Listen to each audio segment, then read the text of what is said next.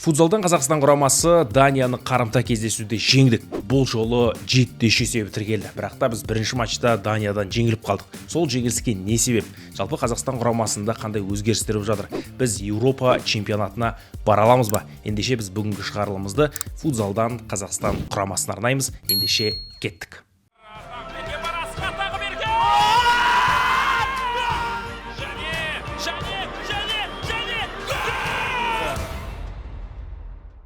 Достар, Ерспорт арнасындағы барлық шығарылым фондағы достарымыздың көмегімен жүргізілуде. Қазір тіркелу өте оңай, сондықтан да комментарийде бекітілген сілтемеге өтіп, өздеріңізге дайындалған сыйлыққа ие болыңыздар. Алдымен айта кетейік, Еуропа чемпионаты 2026 жылы бірінші рет екі елде өтеді, бұл Латвия және Литва. Осы екі елде өтетін Еуропа чемпионатына біз бара аламыз ба? Жалпы қазір команданың жағдайы қиын, өйткені Даниядан біз сенсациялық түрде жеңіліп қалдық. Негізі ол ойында біз басты фаворит едік. Дания жалпы Еуропа чемпионатына маңайламаған, футзалы сәл кенжелеп қалған ел. Үлкен футбол мықты болса да, бірақ та футзалда Кристиан Эриксен сияқты ойыншылар жоқ. Бірақ бұл сол ойында күтпеген жерден ұтылып қалдық. Және бұл бізге бір үлкен мәселе болды, себебі біздің топта 4 команда бар: Қазақстан, Дания, Албания және Армения. Неге мәселе болды? Өйткені Арменияда біз сияқты басқа ойындардың барлығында жеңіске жетті. Ал біз Армениямен өз алаңымызда 4-4 есебімен тең ойнадық. Негізі сол матчта Арменияны ұтып тұрғанбыз, бірақ қонақтар есепті теңестіріп кеткен. Енді Армения одан кейін Албанияны да жеңді және Данияны да жеңді. Бірақ Данияны 4-3 минималды есеппен ұтты, ал Албанияны 2 ойында да жеңді. Олар міне бізден кейін ойнады жаңа түнде. 5-1 есебімен ұтып кетті. Қазір оларда турнир кестесінде 10 ұпай, ал бізде 7 ұпай. Өйткені біз 2 матчта жеңдік, бір ойын тең ойнадық, бір ойын ұтылып қалдық. 4 ойын өткіздік. Енді бізде 2 матч бар. Ол 2 матч, бірінші ойын наурыздың 7-сі күні өтеді. Ол Албанияны қабылдаймыз жекпе-жек спорт кешенінде Астанада. Содан кейін 12 наурызда біз Арменияға қонаққа барамыз. Сол матч нағыз шешуші болады. Неге шешуші? Өйткені біздің жалпы әр топтан бір ғана команда Еуропа чемпионатына барады осы топта. Сондықтан да ол Армения, ол Қазақстан екеуінің бірі. Әрине біз бұл жерде біздің жігіттердің Литва мен Латвияда өтетін Еуропа чемпионатына баратынына сенімдіміз. Өйткені қазір енді командада біраз буын алмасу процесі болып жатыр. Командада Каканың өзі айтып кетті, команданың жағдайы қазір сәл қиындау. Өйткені біраз ойыншыларға адаптация керек. Қазір бір құраммен ол ойнау мүмкін емес. Сондықтан да жас ойыншылар келіп жатыр. Мысалы Карменов, Дамир Қайырбай сияқты 20-21 жастағы футболшылар мысалы бүгінгі ойыннан негіз құрамда шықты. Сондай буын алмасу керек, ол кез келген командада болады. Және кез келген команда жеңіліске ұшырауы да мүмкін. Ал ондай кезде Біржан Оразов айтқандай, чемпиондар жеңілістен кейін бірден қателікпен жұмыс жасап алға ұмтылады, алға жеңіске ұмтылады. Бүгінгі матч енді Даниямен ойын. Өткен ойында енді еске түсіргімді келмейді, ұтылып қалған кездесу. Даниямен бүгін матч sold out, бүкіл билеттер сатылды. Жекпе-жек спорт кешеніне барлық жанкүйерлер ойын тамашалауға келді. Басы қиын басталды. Дания на кураже келді, өйткені бір 4-ақ күн болған ол ана ойынның аяқталғанына, Даниядағы матчтың аяқталғанына. Сөйтіп бірінші таймда біздің қақпамызға 3 гол кірді. Бұл жерде 2 автогол Тұрсағұловтың, одан кейін біздің жігіттер Дуглас Дәрібайдың пасынан кейін есепті 2-0 oldu. Артынша Тұрсағұловтың автоголымен Казумович 2-2 қылды. Дәрібай тағы да Дугластың енді голы сұмдық кірді, сөз жоқ, керемет соққы болды. Тық ете қалды, бітті, қақпаға кірді. Бірақ сол бірінші тайм соңында Тұрсағұлов тағы да автогол соғылды. Енді бұл жерде болып тұрады енді ондай. Бірақ пенальтиден Тұрсағұлов соңында матч нүктесін қойды. Сөйтіп бірінші тайм 4-3 есебімен аяқталды. Өте қиын бірінші тайм болды, өйткені қобалжу болды. Жаңағы негіз құрамда шыққан Қайырбай, одан кейін Ержан Карменов сияқты жастар енді мұндай ойында, оның үстіне арена толы, ұлттық құрама жейдесінде ол өте қиын жауапкершілікті сезіну деген.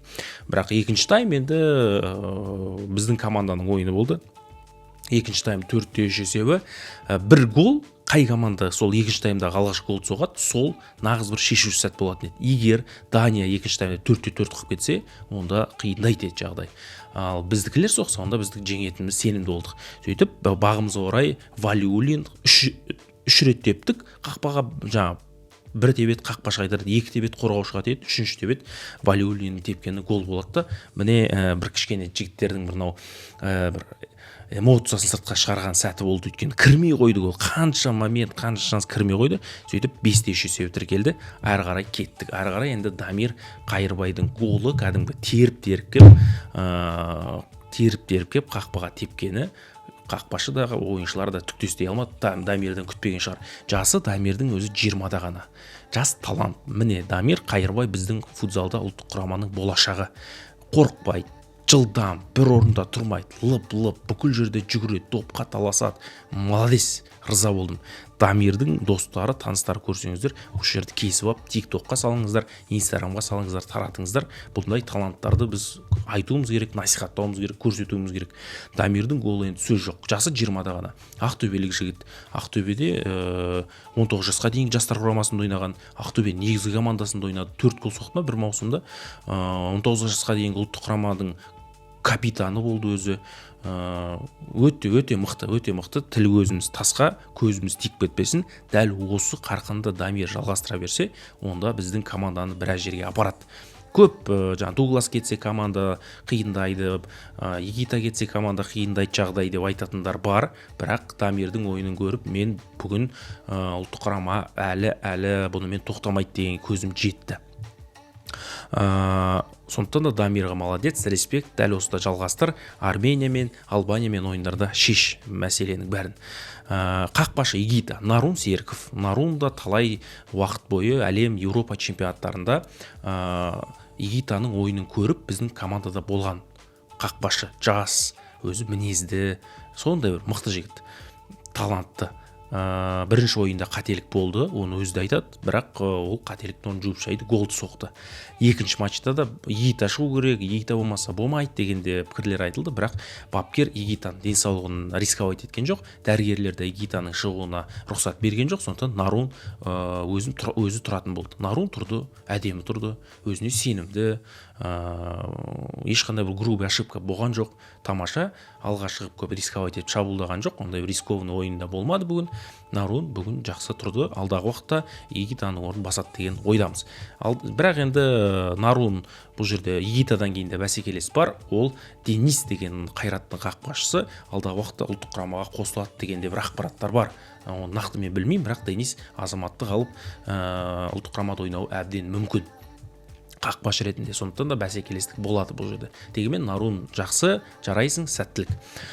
Мен бұл жерде бір екі ойыншының ойыны маған көңілімнен шықпады, ол Оразов және Тұрсағұлов. Тұрсағұлов бабында емес, Оразовтық бабында емес. Оған бірінші кезекте ұлттық құраманың ойынның алшақтығы әсер етеді. Жаңағыдай жиі ойнамайды ғой енді ұлттық құрамада.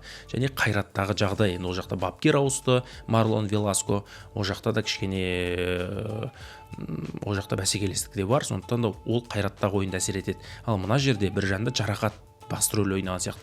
Ташкенттегі әлем чемпионатын білесіздер, сол кезде Оразов жарақатпен ойнады, сол әлі бір жазыла алмай жүрген сияқты, әйтпесе бір жанның ойыны бұндай емес. Естеріңізде болса, 2022 жылғы әлем Еуропа чемпионатында Оразов 7 гол соқты ма, үздік сұрмерген болды. Бомбардир болды кәдімгідей. Евроның үздік бомбардирі ғой былайша айтқанда.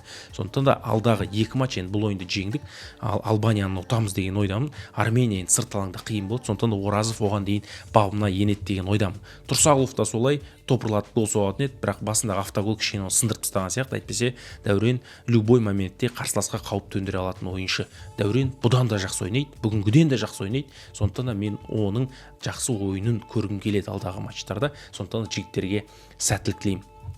Лео енді жас деген өзінікін алады әрине. Дуглас та солай, ұлттық құрамада қаншама жыл ойнап жүр. Дуглас бірақ мына характері өте мықты. Кәдімгі команданың моторы. Тағы да алдағы әлем Еуропа чемпионаттарында ойнап берсе екен, ол чемпионат ауыстырса да әлі бабында. Көріп отырсыздар, біздің чемпионат ойнамайды ғой, Қайрат ойнамайды. Сондықтан да бабында мықты енді, Дуглас сөз жоқ. Лео да дәл солай. Кнауп Кнауптың ойынында қазір бабында емес. Кнауп бұдан да қатты ойнайтын білесіздер өздеріңіз. Ана угловойдан көтерген тоқтатпай тебетін ударларымыз көре алмадық. Алыстан ударлар көре алмадық бүгін. Сондықтан да Кнаупта қосады деген ойдамыз. Және тағы да бір Валиулин, бірінші матчта Валиулин сәл сәтсіз ойнаған. Данияда мына матчта жекпе-жектің кәдімгі хозяйны болды шабуылда. Денесімен жауып, нағыз столб ойыншы ретінде денесімен жауып қалып, топты қабылдап, бұрылып қалып, теуіп, және біз үшін маңызды 5-ші голды соқты. Сондықтан да Валиулин де бұл ойында бір нағыз жауапкершілікті сезінді деп ойлаймын. Енді алдағы уақытта қыркүйек айында ма, қателеспесем, Эдсон қатарға қосылады. Өйткені бізде Еуропа УЕФАда заң бар, ұлттық құрамада ойнау үшін 5 жыл сол елде тұру керек. Сондықтан да мен енді қыркүйек айында Эдсон есептеуім бойынша оған 5 жыл толады және ол ұлттық құрамаға қосылады. Алдағы Еуропа чемпионатына Эдсон барады. Еуропа чемпионаты 2026 жылдың басында қаңтарында басталады, қателеспесем 8 мен 18 аралығы деймін, қаңтарда басталады. Сондықтан 2026-ға дейін Эдсон қосылса, онда тіпті керемет болар еді. Онда команда әжептәуір күшейеді. Жалпы енді Армения жаңағы отты. Армения біздің деңгейдегі қарсылас емес, қалпақпен ұрғауға болады оны. Оған ең басты жігіттер бабында болса, ешкім жарақатты болмаса, толық құраммен барсақ, жүріп өтуге, сенімді жеңуге толықтай мүмкіндік бар деп есептеймін. Сондықтан да екі ойынды жеңуіміз керек және біз Еуропа чемпионатына барамыз. Бітті. Бірақ мынандай бір мәселе бар. Қазір біздің гол разницамыз, біз 15 гол соғып 10 гол жіберіп алған екенбіз. 5+5, ал Арменияда 17 гол соғып 8 гол өткізіп алған, яғни 9+9 оларда. Сондықтан да бұл жерде гол бойынша да біз кішкене қалып тұрмыз. Ұпай бойынша да, гол бойынша да. Сондықтан да бізге алдағы Албанияны ірі есеппен жеңу керек. Арменияны да ірі есеппен ұтып алсақ болды. Бүкіл өз қолымызда 2 матч жеңсек, біз Еуропа чемпионатына барамыз. Біз Еуропа чемпионатында өздеріңіз білесіздер, 2016 жылы біз қола жүлде алдық. Қола жүлдегеріміз 2018 жылы біз 4-ші орын алдық. Ал 2022 жылы біз ширек финалдан Украинадан жеңіліп қалдық та жарысты сол ширек финалдан аяқтадық. Бірақ бүкіл Еурода біз топтан шыққанбыз. Енді міне 3-4 ширек финал, бұл жолы біз топтан ғана шығып қоймай, біз финалға дейін баруымыз керек. Біздің уақытымыз келді. Әлем чемпионатында Ташкентте жолымыз болмады. Аргентинадан жеңіліп қалдық. Енді осы жолы біз Еурода жеңімпаз атануымыз керек. Оған жігіттер дайын, оған бас бапкер дайын, ойын жақсы. Сондықтан да біз алдағы сол 2026 жылы футзалда үлкен бір той, үлкен бір мереке болады деп есептейміз.